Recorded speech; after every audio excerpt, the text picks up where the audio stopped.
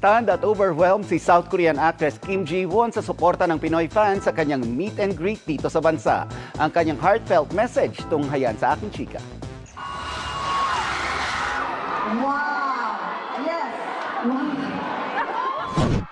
Beaming and soft in every move si South Korean actress Kim Ji-won sa Be My One, ang kanyang first ever fan meeting in Manila.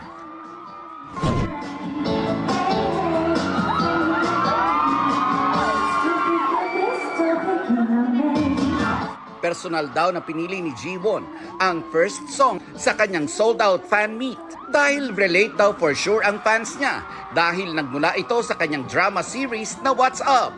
Overwhelmed at hindi halos makapagsalita si Ji-won sa init ng pagtanggap ng kanyang Filipino fans. It's really good. Actually, I was just really looking forward na makita ko kayong lahat. Pero dahil ang lakas ng inyong mga pag-welcome sa akin, I was very actually nervous. Nagkamali ako konti ng aking lyrics kanina.